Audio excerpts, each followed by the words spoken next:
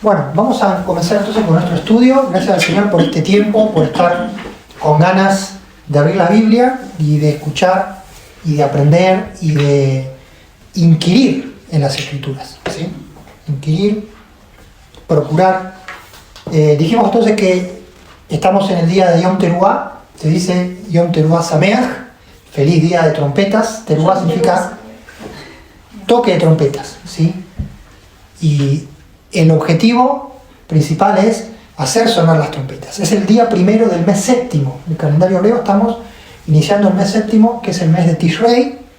Entonces estamos iniciando un mes, lo cual quiere decir que es luna nueva. Uno podría salir al patio y buscar la luna. Sí, deberíamos hacerlo para chequear que es luna nueva. Es la única fiesta bíblica que cae en luna nueva. Y en la cultura de Israel y en las escrituras vemos que la luna nueva es un día importante, el inicio del mes, cabeza del mes, Rosh Hodesh en hebreo, pero también se celebra en Israel el Rosh Hashanah.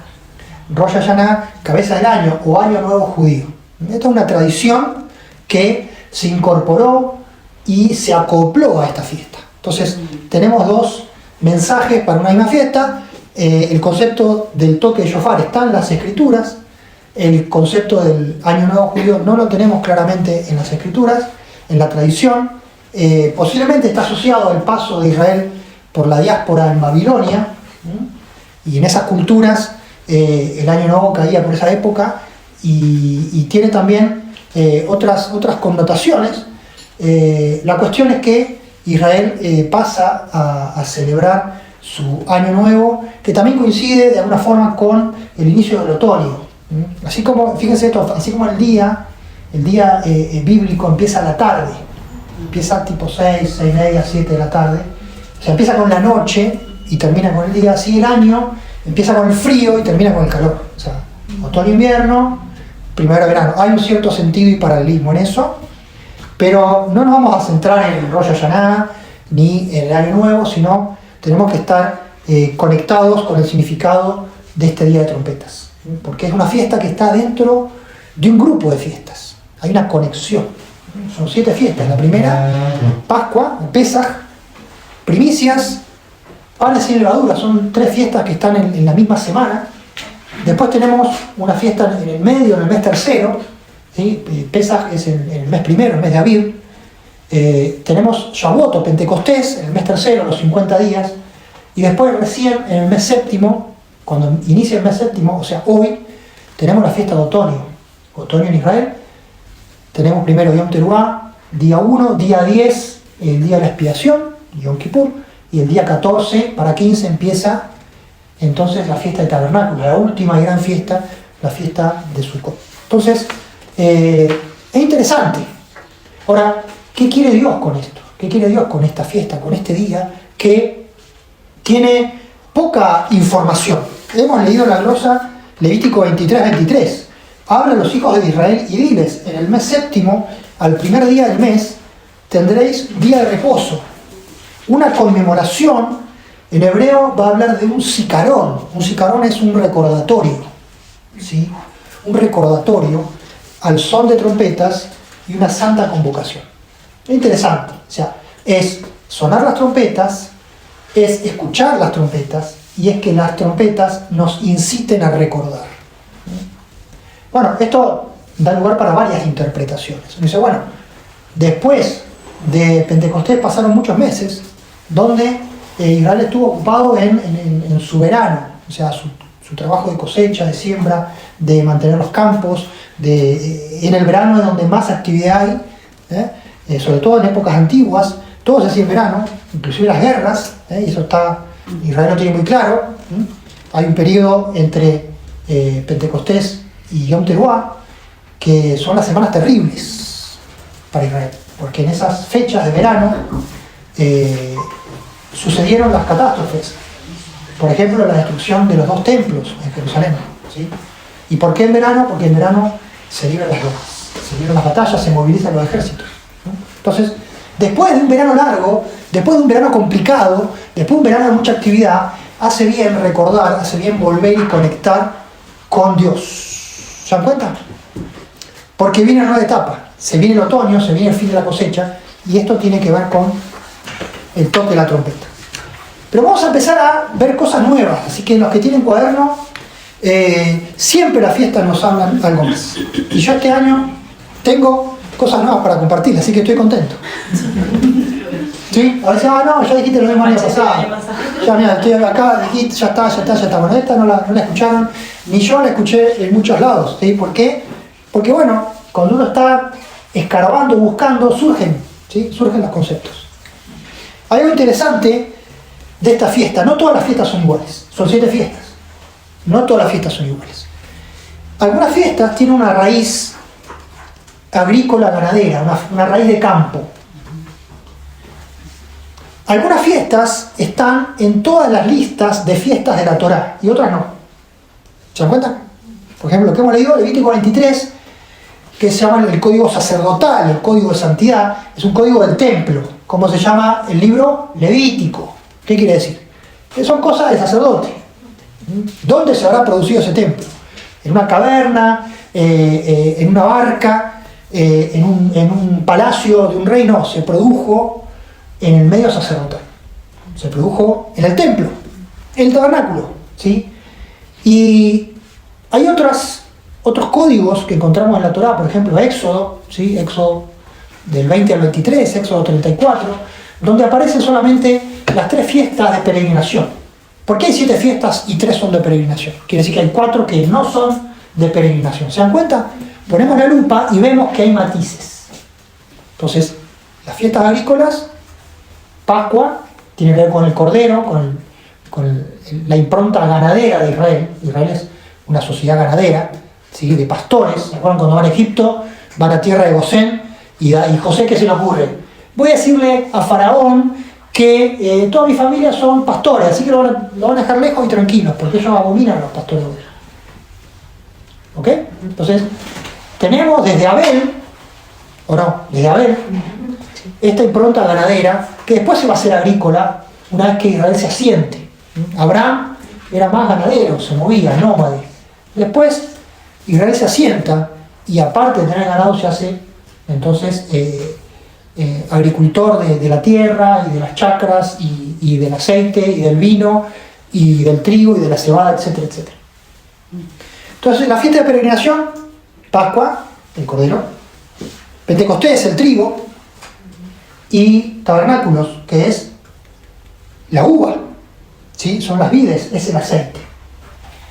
Las primicias, fiesta de primicias, tiene que ver con justamente las primicias del campo. Y la fiesta de panes sin levadura tiene que ver también con el pan. Hay quien dice que es el recambio de temporada del pan. ¿Qué quiere decir?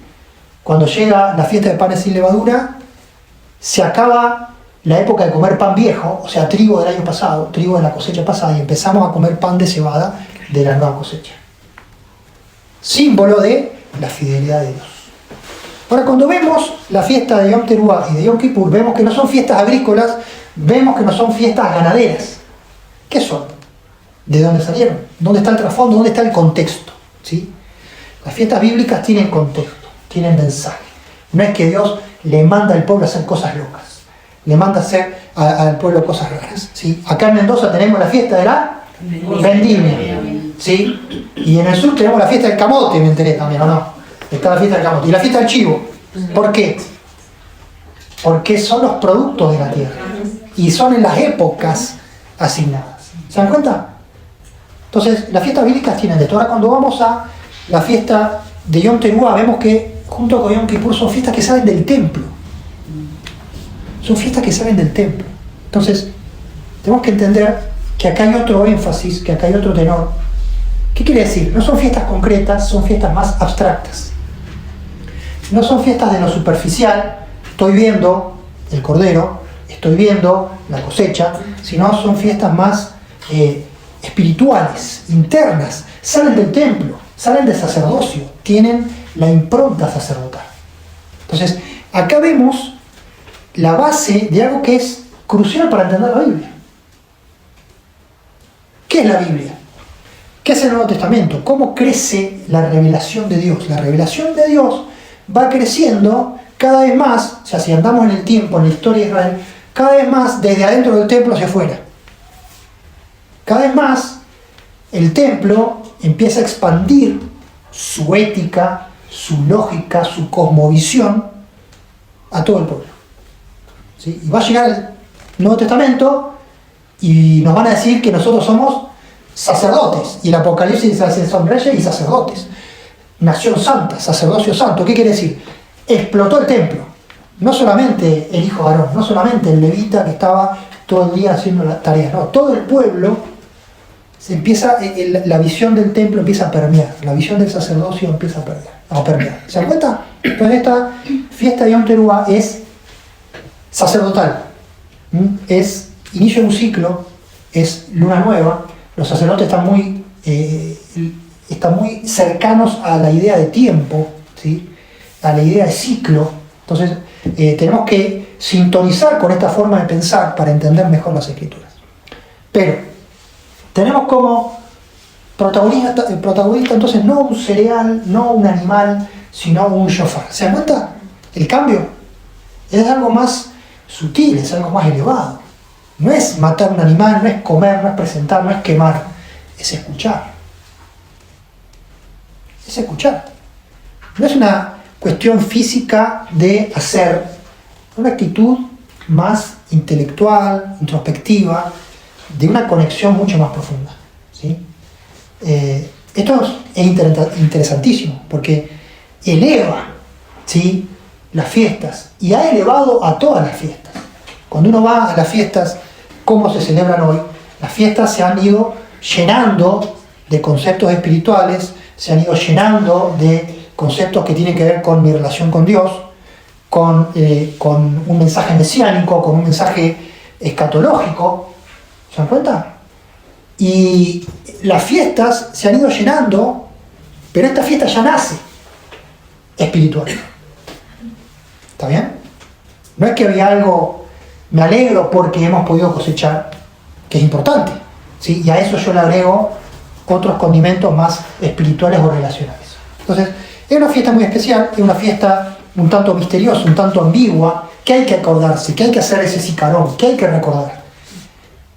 Ella escucha un shofar, pero ¿qué es el shofar? Quiero escuchar a Dios. No, va a escuchar un shofar.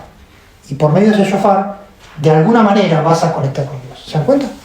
Entonces, es sutileza, es ambigüedad. Y esto tiene que ver con una mirada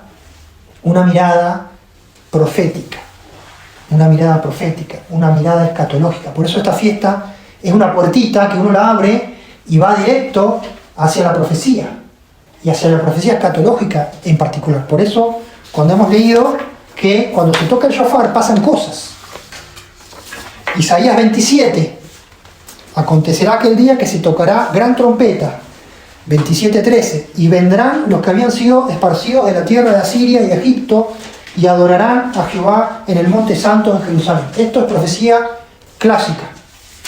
Se llama el Apocalipsis de Isaías. El shofar representa la voz de Dios, una voz que viene a cambiar las cosas. Es un símbolo de la acción de Dios. ¿Está bien? Sabemos que la palabra de Dios produce cosas. Dios habló y el mundo fue creado. ¿Sí? La palabra. Juan 1:1, al principio era el logos, era el verbo creador. Entonces la palabra de Dios, simbolizada en el shofar, es una palabra de acción. Acá en Isaías encontramos, Isaías 27, que el shofar va a reunir al pueblo de Israel. De Egipto, de Asiria, ¿para qué? Para que adoren en el monte santo en Jerusalén. Entonces fíjense cómo acá, ya en una época relativamente temprana, se conecta al shofar con lo que Dios va a hacer, con la acción profética, ¿sí? Y acá hay una profecía escatológica, que significa profecía de algo futuro. De ahí en más, en toda la Biblia, se usa el shofar como símbolo de la acción de Dios. Si uno va a los salmos, algunos salmos, por ejemplo, Salmo 81:3. Toquen trompeta en la luna nueva, en el día señalado, en el día de nuestra fiesta solemne. Posiblemente está hablando de Yom Teruah. Es luna nueva, es día señalado, es fiesta solemne. Es estatuto de Israel, ordenanza del Dios de Jacob. Ahora, ¿por qué? Salmo 47. Fíjense el Salmo 47. Les debo el versículo, pero lo van a encontrar porque el Salmo no es tan largo. Subió Dios con júbilo. El 5. Subió Dios con júbilo. Jehová con sonido de trompeta. Cantad a Dios, cantad. Cantad a nuestro Rey. Hay varios salmos, como este y otros más, que los estudiosos han dado en llamar salmos de entronización. Salmos de entronización. Jehová reina, Jehová está sobre su trono, y salmos de entronización como este. Y acá dice, subió Dios con júbilo, Jehová con sonido de trompeta. Acá el simbolismo es, un rey está llegando para sentarse en el trono. Está llegando al palacio, hay una corte, los heraldos van de adelante, en caballo, caminando, no sé cómo, tocando la trompeta, tocando el shofar, anunciando que quien viene atrás es el rey. Es como, por ejemplo, cuando el rey visita una ciudad, imaginémonos antes, o el conquistador, se dice, por ejemplo, que cuando Alejandro Magno llega a Jerusalén, los judíos lo recibieron bien porque no querían que le destruyeran la ciudad, se vistieron para la ocasión, hicieron todo un pasillo de bienvenida, y entró el Alejandro. Cuando el coronel Allenby conquistó Jerusalén en la Primera Guerra Mundial, entró a caballo, no era el mismo, obviamente no era el mismo escenario porque era la Primera Guerra, y dice que este general Allenby se baja del caballo para no entrar a caballo por respeto a Dios, porque estaba entrando en Jerusalén, diciendo, si alguien va a entrar a caballo a Jerusalén, no soy yo, no soy digno. ¿Se dan cuenta? Entonces, hay mucho de esta simbología.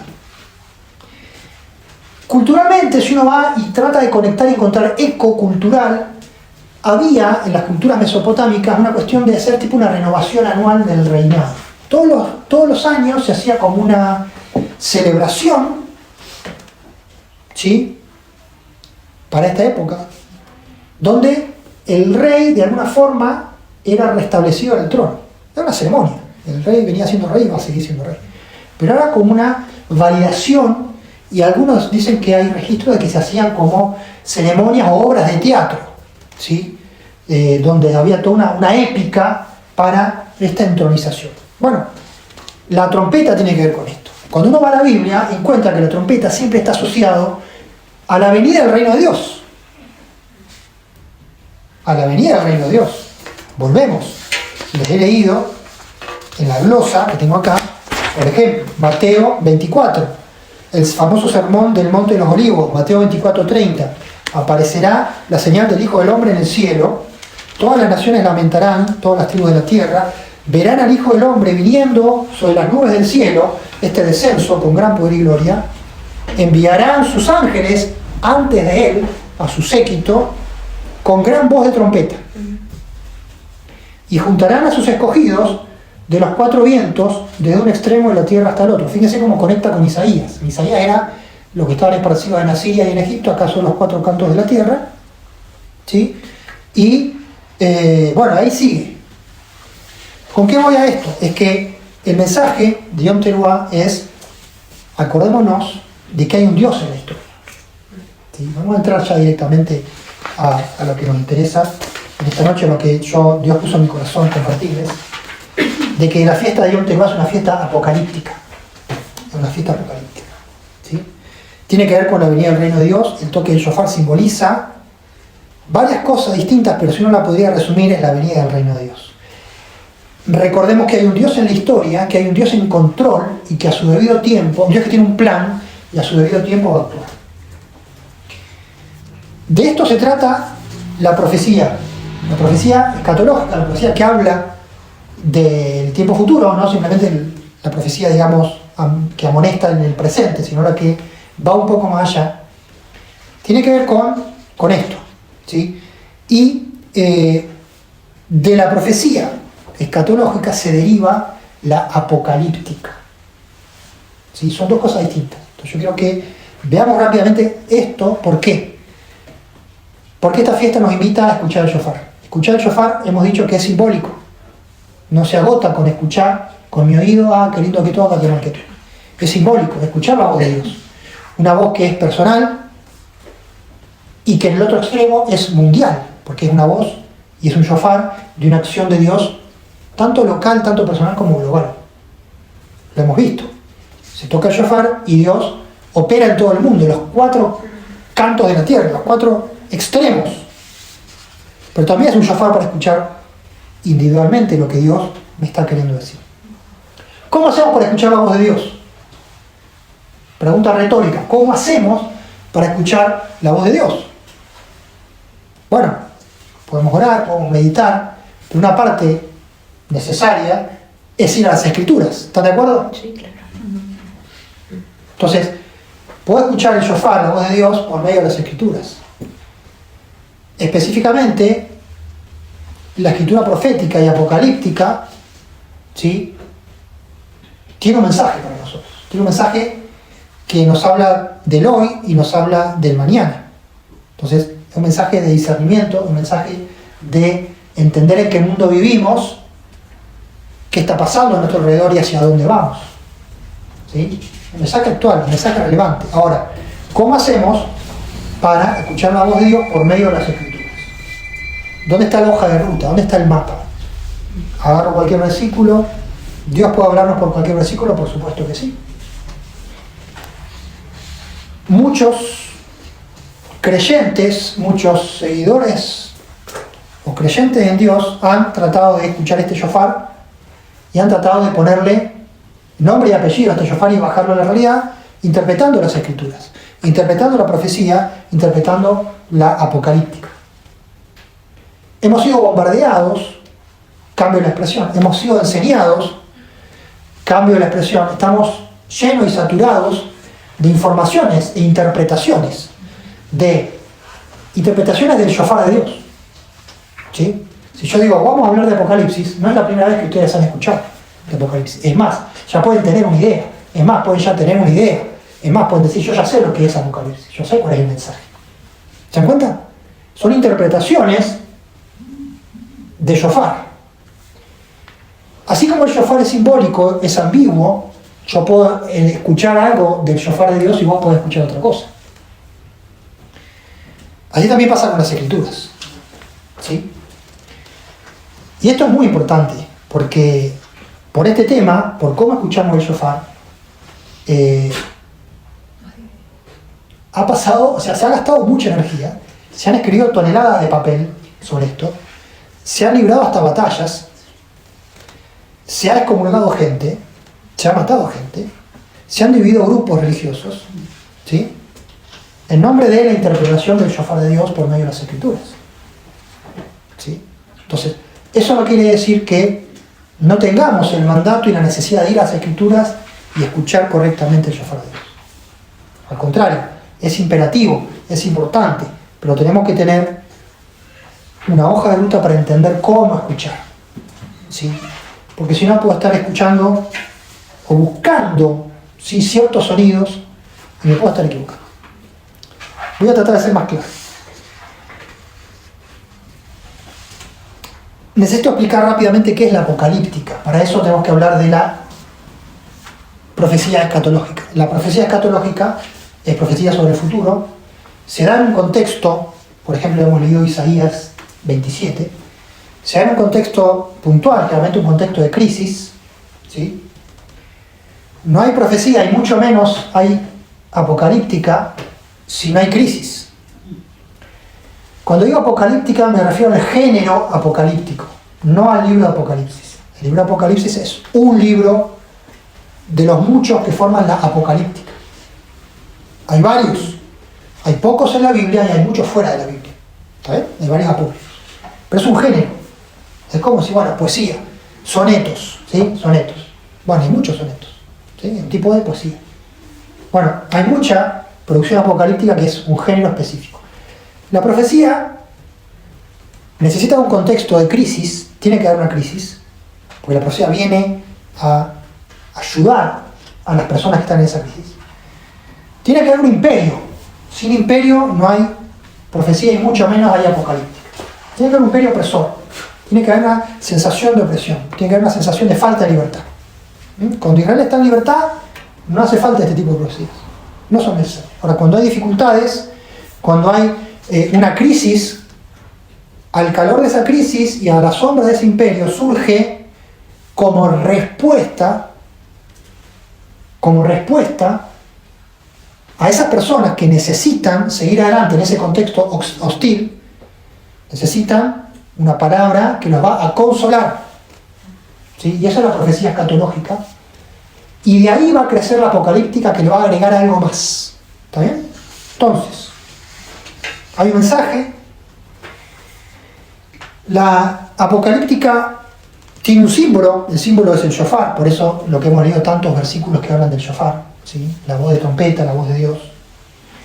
La apocalíptica crece a partir del exilio de Judá en Babilonia, siglo VI antes de Cristo. ¿Sí? Ahí empieza el género apocalíptico. Empieza con Ezequiel, ¿sí? Algunos dicen, bueno, no es un apocalíptico Ezequiel, pero casi. ¿Por qué? Porque la apocalíptica agrega cosas a la profecía. La primera cosa que agrega es las visiones, lo fantástico. La apocalíptica se basa en lo fantástico. Lo que hemos leído de Isaías es profecía. Dios nos va a juntar de acá y de acá y lo va a traer a Jerusalén para que adoren. Isaías 27. No hay visión, no hay fantasía. ¿Se dan cuenta? Es profecía.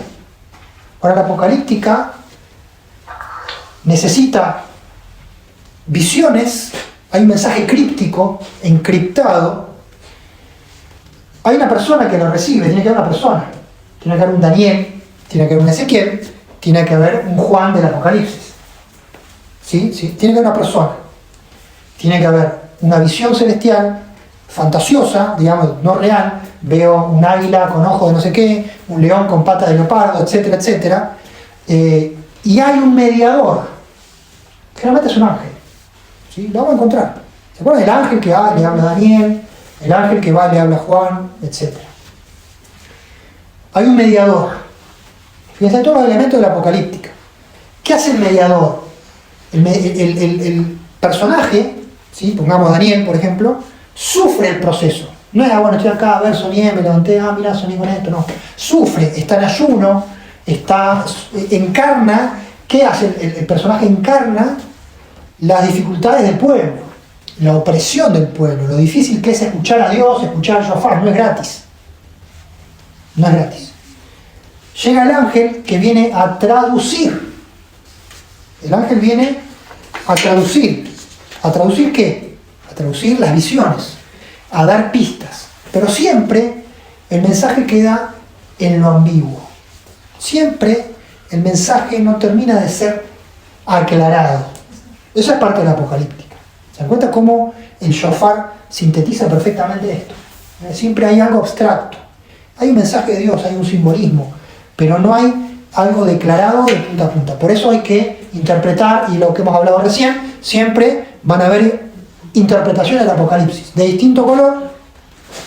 Pasaron 20 siglos y seguimos con esta tarea apasionante. ¿Por qué? Porque el mensaje, primero es críptico, después es un mensaje que se empieza a aclarar, pero siempre queda en la ambigüedad. No se sabe qué parte es real, qué parte es etérea, qué parte es concreta, terrenal y qué parte es celestial.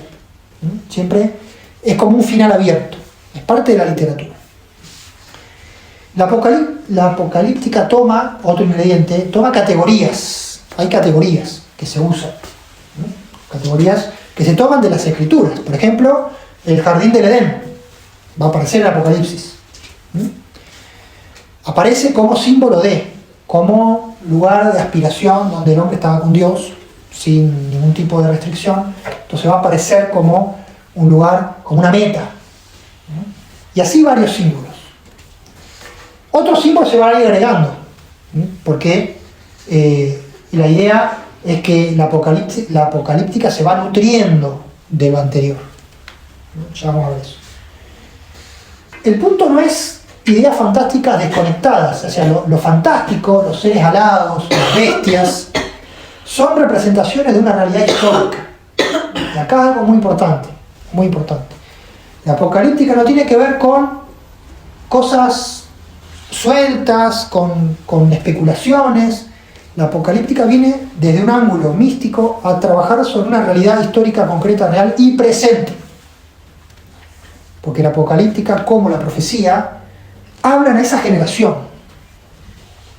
Son un mensaje de consuelo, son un mensaje que básicamente dice: vale la pena seguir luchando, vale la pena seguir siendo fieles a Dios.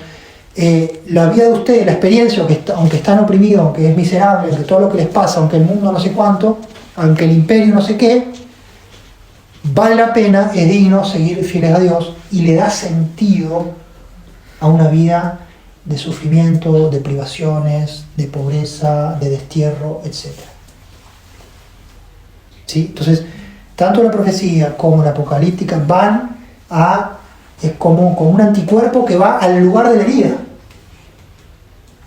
Entonces, Isaías fue a la herida histórica de ese tiempo. Por eso habla de Egipto y de Asiria. ¿Está bien? Y Ezequiel, lo mismo. Y Joel, lo mismo. Hay distintas crisis. En Joel, por ejemplo, fue una gran sequía. Joel 1. Bueno, una sequía que tenía otras cuestiones también. Sobre esa situación, sobre esa herida, sobre esa crisis, actúa la palabra profética y actúa la apocalíptica. El mismo objetivo, distintos caminos.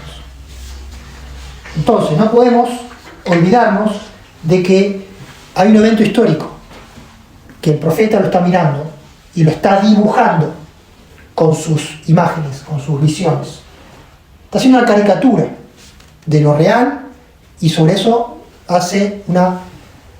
pinta un escenario futuro de esa situación. ¿Sí? Pinta un escenario futuro conectado con esa situación. Entonces, toda apocalíptica, toda profecía tiene un contexto histórico y tiene una generación de primeros oyentes. ¿Sí? Primeros oyentes. Nosotros somos segundos, terceros o cuartos oyentes de las profecías bíblicas. ¿Está bien?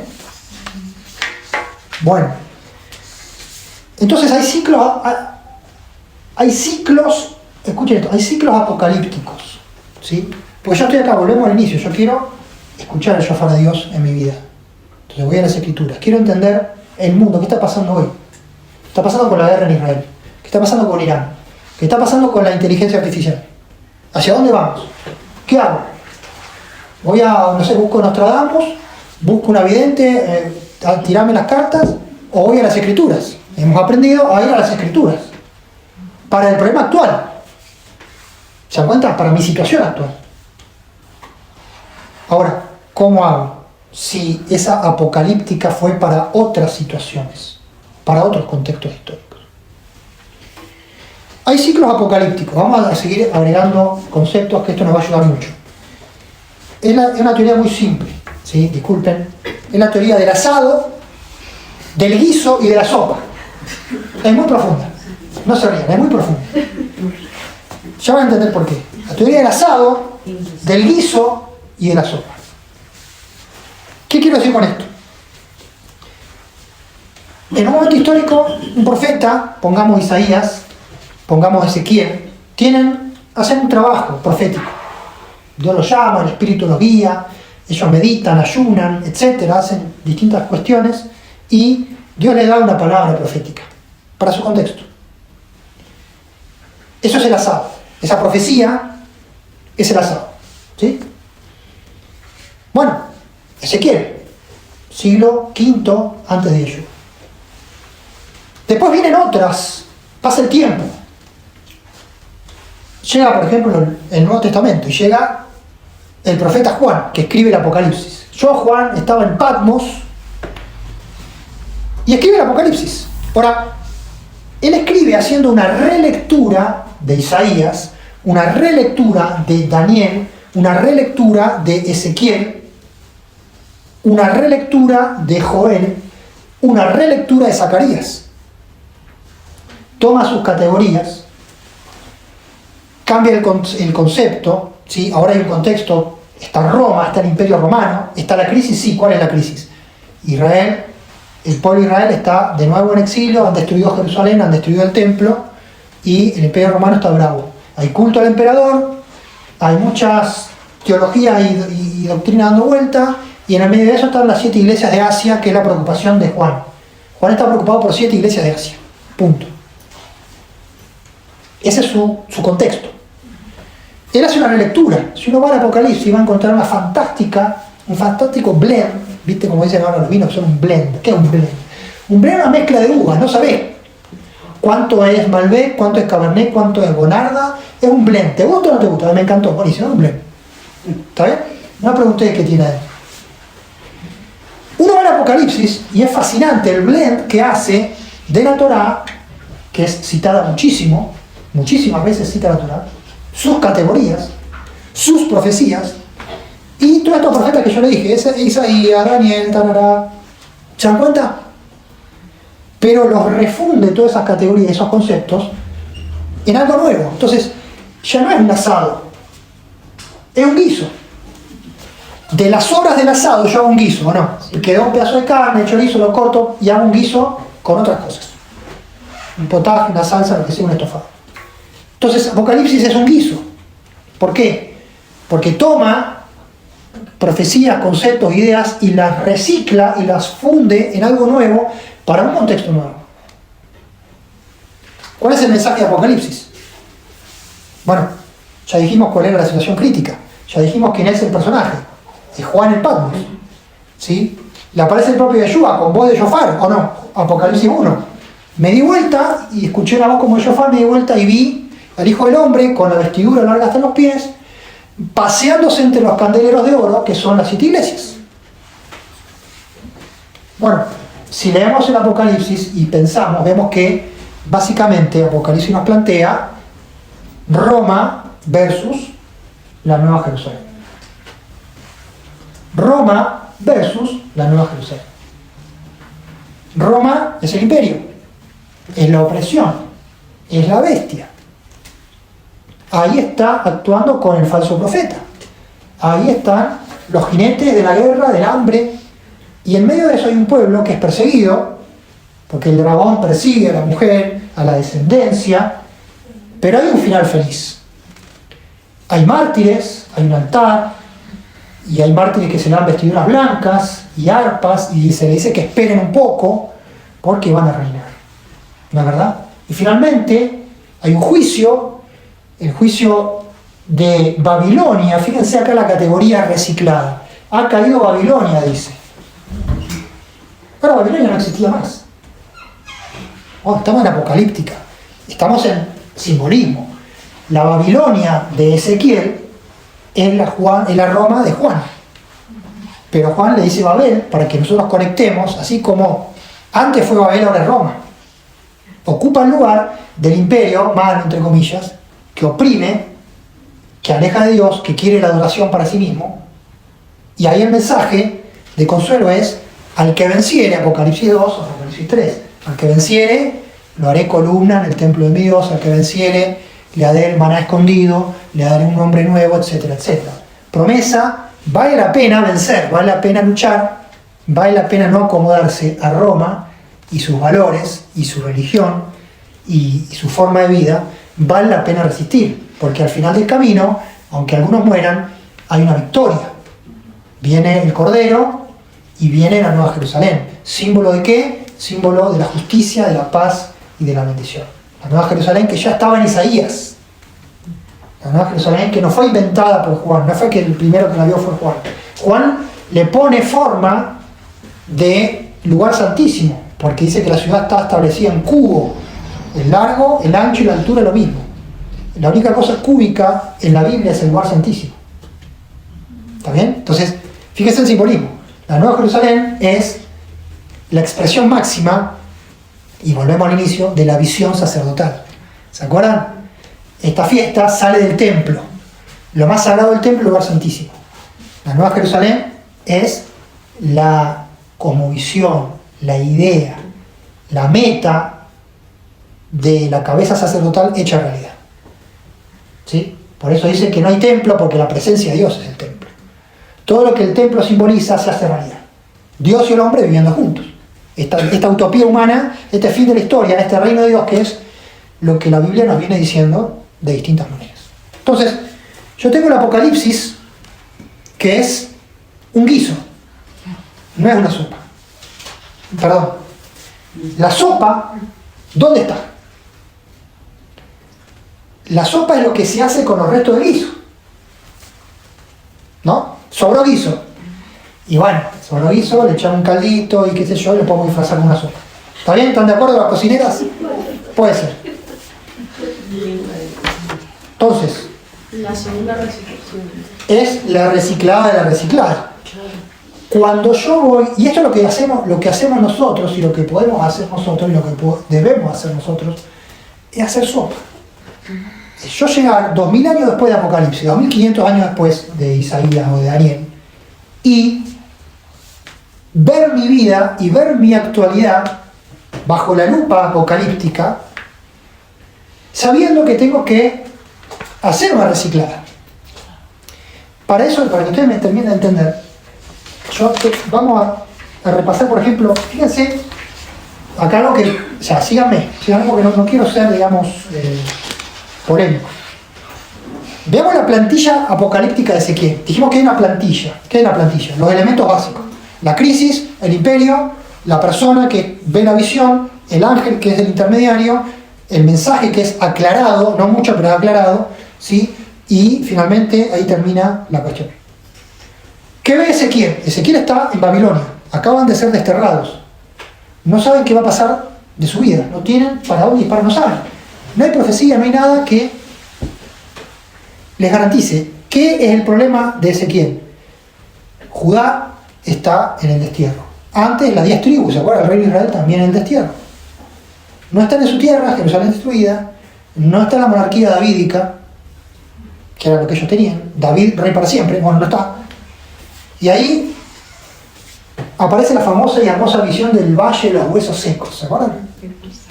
Los huesos secos es el pueblo de Israel muerto espiritualmente, en el destierro y demás, y Dios los va a vivificar. Entonces, la visión.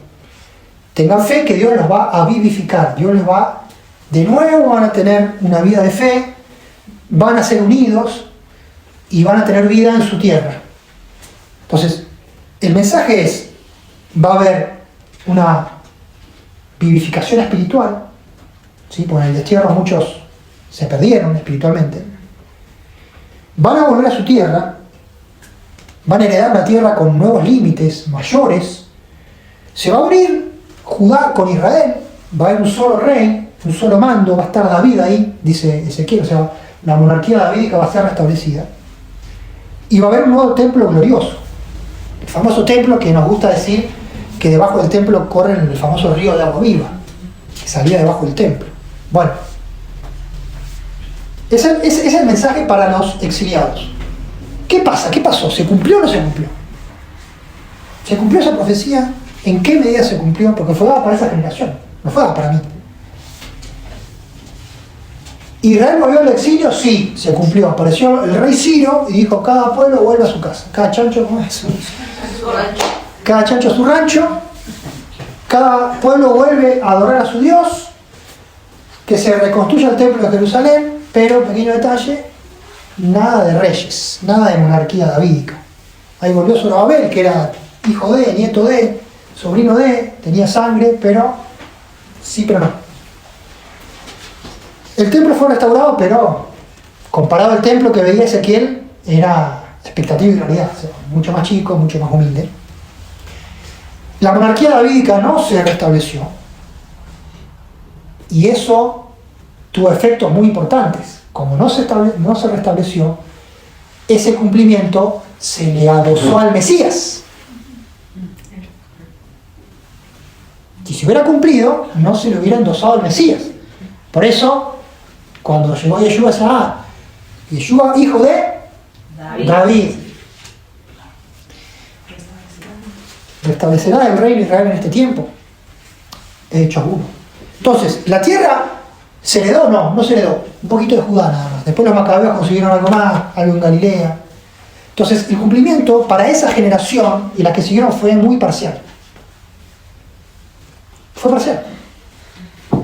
Con lo cual muchos dicen, bueno, el templo de Ezequiel es el templo del milenio. Y otros van a decir, no, pará, pero en el milenio no va a haber templo. ¿Cómo va a haber templo en el milenio? ¿Cómo va a haber sacrificio en el milenio? Entonces, acá abramos los ojos. Tengo una profecía para una generación, se cumple parcialmente, veamos el vaso medio lleno, ¿sí? Veamos el vaso medio lleno, Ezequiel pinta un panorama, no todo se cumple al pie de la letra, pero la apocalíptica es ambigua, ¿sí? Justamente por eso. Y tenemos resultados parciales que se van trasladando. Entonces, cuando yo voy a Apocalipsis, encuentro de nuevo cosas que no pasaron con la generación de Ezequiel y que todavía van a pasar. Pero se agregan cosas nuevas. ¿Se dan cuenta? Hay un reciclado. El asado se hizo guiso, pero el guiso del Apocalipsis tiene cosas de Ezequiel, cosas de Daniel, muchas, cosas de Zacarías, para interpretar una nueva realidad, que es la realidad de los creyentes, judíos y gentiles, en el fin del siglo I, bajo el reinado de Roma, bajo el imperio de Roma. Entonces, ¿qué pasó con Apocalipsis? ¿Cuál es la crisis de fondo? Lo dijimos, las 7 iglesias de Asia versus la opresión romana, persecución, culto al emperador, pobreza, los gnósticos que estaban dando vuelta, etc. El profeta Juan escucha la voz de Shofar y le dice: te voy a mostrar lo que es, lo que era y lo que ha de venir. El ángel aclara el misterio, básicamente Roma versus la Nueva Jerusalén, se los dije, y la Nueva Jerusalén recicla la Jerusalén de Isaías. La Jerusalén de Isaías tampoco se cumplió. Isaías dijo: Jerusalén será levantada como cabeza de las naciones y todas las naciones van a acudir a Jerusalén a aprender la ley de Dios. ¿Sí? No se cumplió en su época. Ahora, con la diseminación de las escrituras a toda lengua y nación, de alguna forma esto está cerca. ¿Sí? Pero, lamentablemente, en el camino, las personas que se acercan a la Biblia al mismo tiempo rechazan la Torá o rechazan la centralidad de Israel, o piensan que la Torá ya no está más operativa. ¿Se dan cuenta? Entonces estamos ahí en una contradicción. El mensaje de Apocalipsis es que Roma, que es Babel, va a caer, los fieles van a ser redimidos y va a haber un nuevo tiempo simbolizado en la Nueva Jerusalén. ¿Qué pasó con la historia y con Apocalipsis? ¿Qué pasó en el siglo I? ¿Qué pasó en el siglo II? ¿Qué pasó en el siglo III? Porque el mensaje fue a las 7 iglesias. ¿Se dan cuenta? El mensaje fue a las 7 iglesias. ¿Las 7 iglesias se mantuvieron firmes? ¿Le creyeron a Apocalipsis, sí o no? Sí. En general sí. Siguieron siendo fieles. Esperaban la caída de Roma. ¿Roma cayó, sí o no? Sí. Sí. ¿En qué año? Eso es mucho pedir. 600. 476, la caída de Roma. O sea, Roma cayó, sí, pero casi 400 años después de Apocalipsis, que decía que iba a caer Roma. Efectos colaterales. Efectos colaterales. En el medio tiempo, la iglesia se abrazó a Roma. Siglo IV, la iglesia romana y su área de influencia, y estas iglesias en Asia Menor van a caer bajo la influencia de Roma, se abrazaron al imperio. Uno podría decir, bueno, dejaron de creer en el Apocalipsis. O simplemente pasó el tiempo, pasó el contexto y las cosas se veían de otra forma. No en vano, Apocalipsis recién fue considerado un libro inspirado y parte del canon en el siglo IV. No vayan a creer. No es tan simple. Entonces, ¿será que Apocalipsis entonces acertó para esa generación? En parte sí, en parte no. ¿Vino la nueva Jerusalén? No. ¿Descendió del cielo? Etcétera, etcétera, no. No volvió a Yeshua hasta el día de hoy. Roma sí cayó 4 siglos después.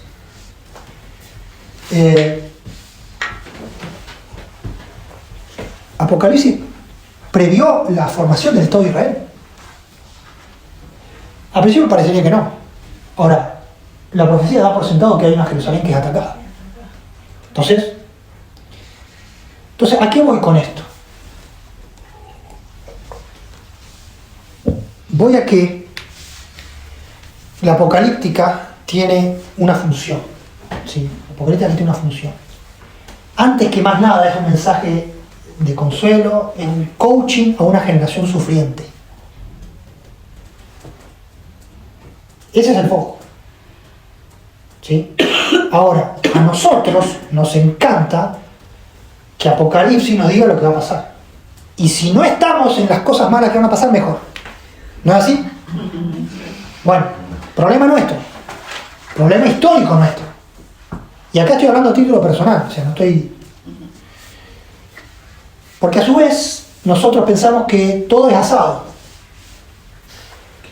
Y pensamos que todo es asado, entonces yo me siento a comer asado. Y quiero comer el asado de Ezequiel junto con el asado de Daniel, junto con el asado de Apocalipsis, porque es todo palabra de Dios. Como es todo palabra de Dios, todo tiene que cumplirse. Y si veo contradicciones, ¿qué hago? Y las trato de ajustar. Hago como tratar de forzar el rompecabezas, tratar de forzar las piezas para que todo encaje. Y a esto se han dedicado durante siglos muchas personas muy bien intencionadas. Se han escrito tesis doctorales, se han escrito tratados, con la intención de descubrir qué va a pasar. Y teorizar y enseñar que tal línea o tal otra línea es la verdad de Dios. ¿Sí? No sé si estas personas, los que ustedes han escuchado, se han parado a entender esta sutileza, esta cuestión que es dinámica y que tiene distintas aristas. La profecía de Ezequiel fue dada para una generación. Fue lo que el profeta vio en función de lo que el profeta tenía en el corazón. El profeta tenía en el corazón un templo reconstruido. ¿Sí? Y en otras generaciones ya eso no era relevante. Y el apóstol Pablo va a decir, no, el evangelio es que el templo son ustedes. No importa el templo, pero a Ezequiel sí le importaba. Y a Zacarías le va a importar otra cosa. Y Zacarías nos dice, de tiempo en tiempo, cuando Dios haga juicio, todas las naciones van a subir a celebrar las fiestas. Porque Zacarías veía la importancia de las fiestas en su cumplimiento profético. Entonces, ¿será que nosotros podemos hacer una mezcla de los guisos y de los asados? No entendiendo que el guiso es un subproducto, como un reciclado del asado, con otros ingredientes y para otra situación. Conclusión. Yo creo que no es el camino, y acá hablo a título personal, no es el camino perder nuestras energías intentando entender esta bestia del Apocalipsis, este cosito de acá, este ángel, esta langosta, este otro. Está lleno las bibliotecas cristianas de estos libros. Entendamos eso. Apocalipsis fue escrito para 7 iglesias. Y a esas 7 iglesias se les dijo que el tiempo era corto. Que tuvieran paciencia, que aguantaran. ¿Sí? Entonces, ¿qué? ¿Les estaba mintiendo? Porque nosotros decimos, no, Apocalipsis está hablando de nuestro tiempo.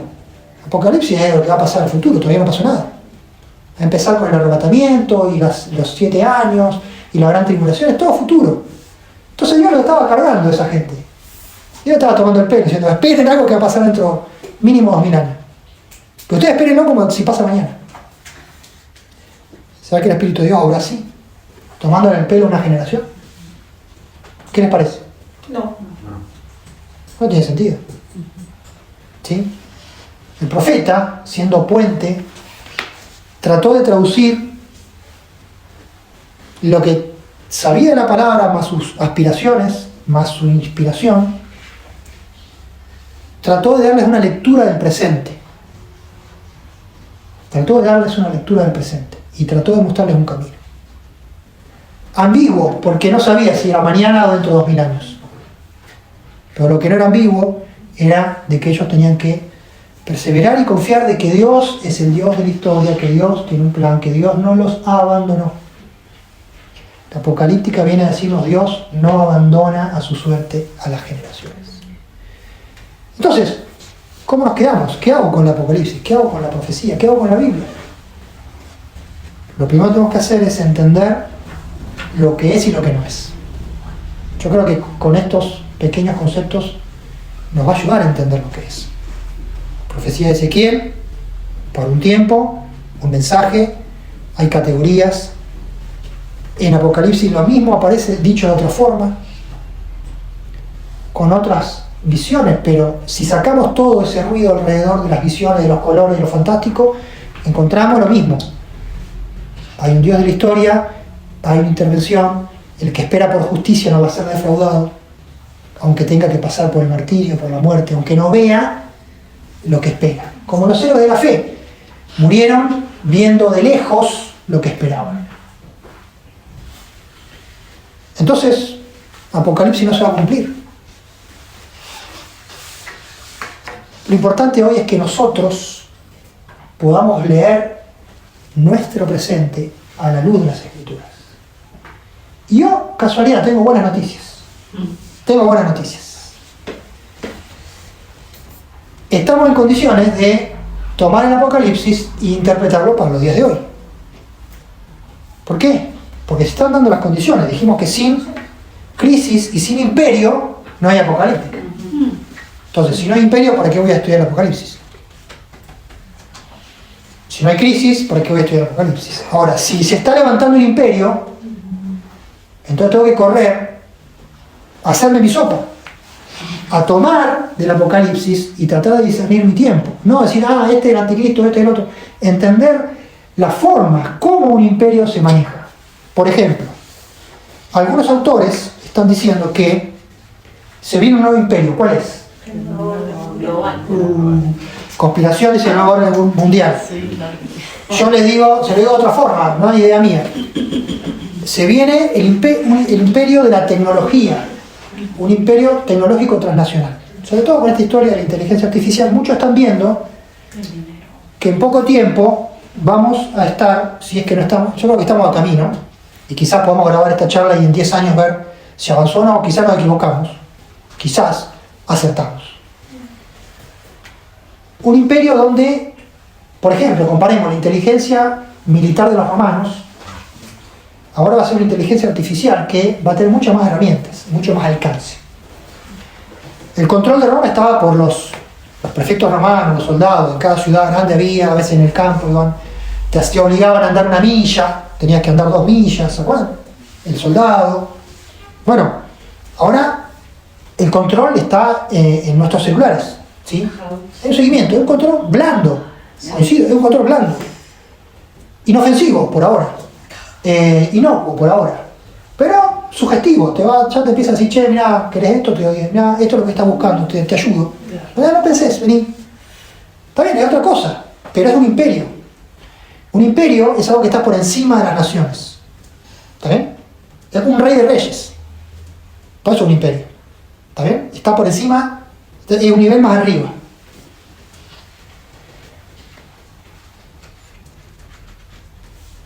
La red global, el control, ¿sí? Las estadísticas. ¿Qué tal si el soldado romano te podía decir, che, adorar al emperador? Te lo podía imponer con una espada. Ahora, yo creo que todas estas herramientas que estamos hablando tienen más poder de persuasión. Porque quizás no nos damos cuenta.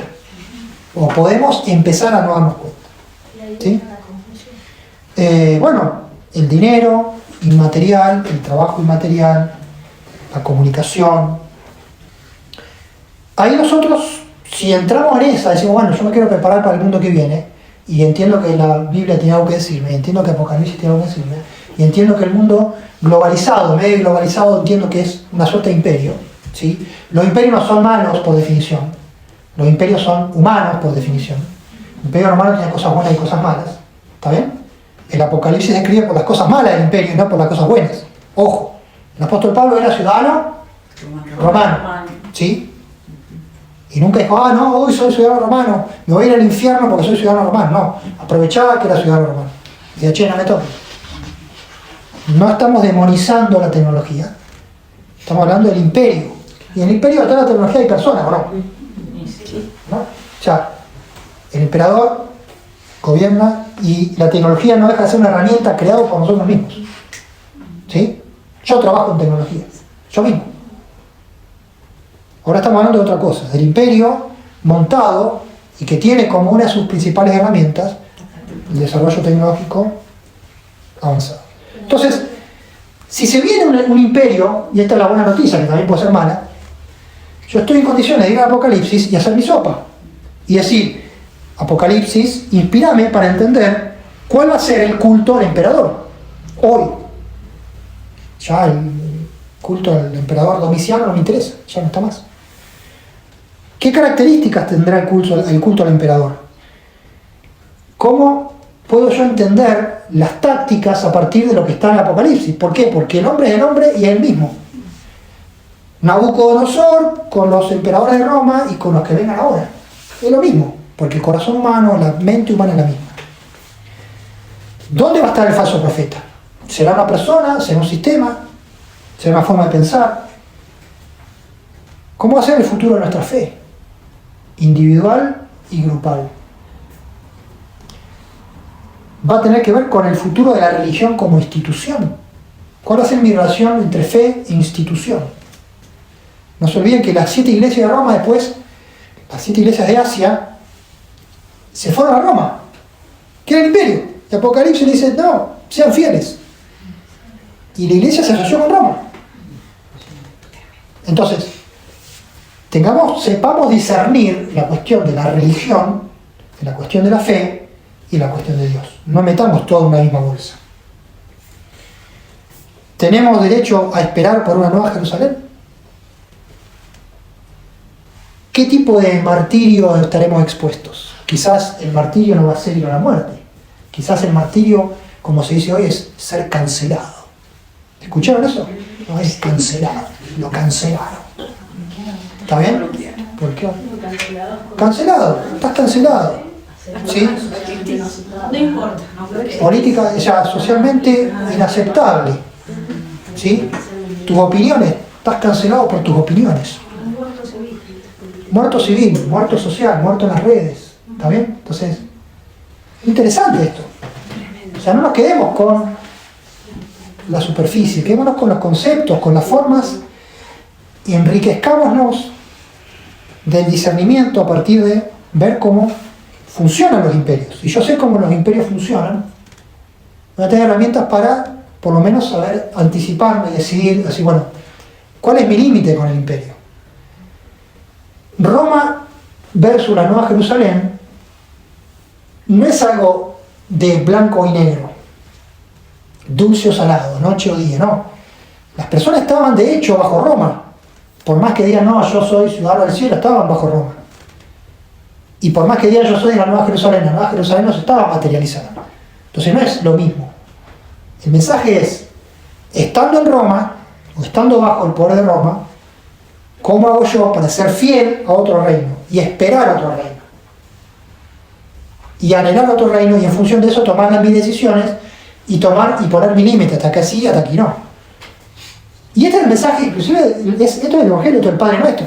Padre Nuestro que estás en los cielos, santificado sea tu reino. Tú no. ¿Viste? No tengo una católica, pero eso no se me dice, ¿viste? Venga a nosotros tu reino. Venga a nosotros tu reino. Hágase tu voluntad en los cielos como en la tierra. Ven el descenso, ven el shofar. Hágase tu voluntad como en los cielos y en la tierra. El shofar es, estoy en la tierra, dame el pan de cada día, protégenos del mal, etc. Pero mi corazón, mi anhelo está ¿en qué? En el reino, en la venida. Y trabajo y mi agenda es el reino.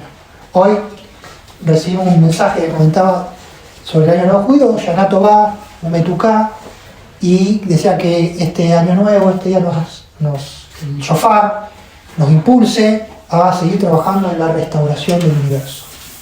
En hebreo, Tikkun Olam. El concepto de Tikkun Olam, la reparación del universo. Que un poco es esto, es trabajar para que el mundo sea lo que Dios pensó o lo que Dios soñó. La venida del reino de Dios. ¿Amén? Así que el shofar nos habla de que tenemos que escuchar la voz de Dios. El shofar nos incentiva a ir a las escrituras, a ir a las profecías y a ir a la apocalíptica. Seamos sabios para ir, no seamos dogmáticos, no perdamos tiempo donde no es necesario y donde no vamos a llegar a resultados concretos. Esa es mi opinión personal. No tratemos de armar el rompecabezas, sino tratemos de entender a cada profeta en su ambiente y en su mensaje. ¿Tengo yo cómo aprender hoy de Ezequiel? Sí, tengo un montón de cosas para aprender de Ezequiel. No tenemos que engancharnos en tratar de decir, primero viene acá y después, y esto y esto, y antes de tribulación, después la tribulación. Háganlo si quieren, yo lo he hecho en mi vida, hasta hace poco tiempo. Hoy lo considero secundario, porque todo ese ruido me impide ver y me impide absorber lo que tengo que absorber. Yo me quedo en la especulación. No estoy entendiendo que el mensaje es para el hoy, no para el futuro, que puede ser mañana, dentro de 10 años, o dentro de 1000 años. El mensaje es para hoy, cómo me paro yo ante la realidad hoy. No para ser especulativo y encima enseñar a los demás lo que yo creo que dice, y encima ser dogmático y decir, no, estás equivocado.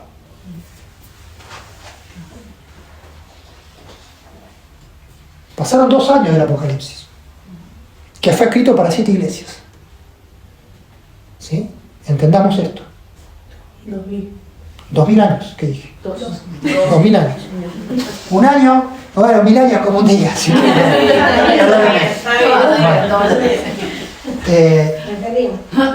Conclusión. Hagamos nuestra sopa. Vayamos al Apocalipsis. Y tratemos de discernir nuestro tiempo de una forma espiritual. Tratemos de obtener sabiduría y obtener fe y entender, yo entiendo que esto es por acá, pero yo lo entiendo, es mi sopa. Y si me junto con vos, quizás, mirá, mi sopa es esta, fíjate si te sirve. Y no imponer, mi sopa tienen que tomarla todos ustedes. Todos tienen que tomar mi sopa. No. ¿Está bien?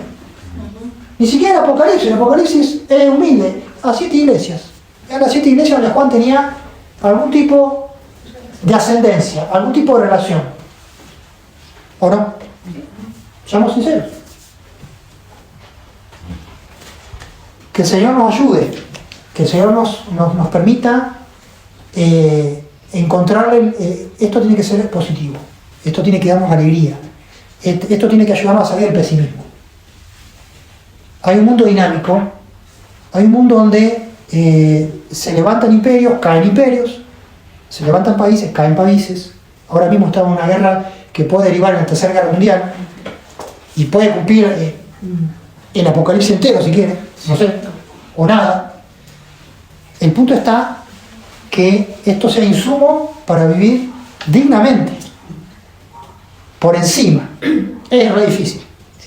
Es re difícil porque el imperio es el imperio.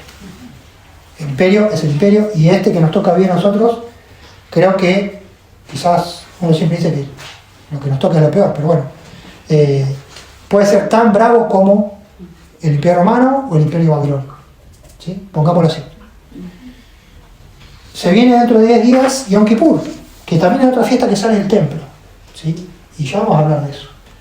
Pero que nos quede, y este es mi deseo personal, ojalá pueda haber contribuido, que nos queden ganas de ir a las Escrituras con audacia para ser más sabios, no para ser especulativos.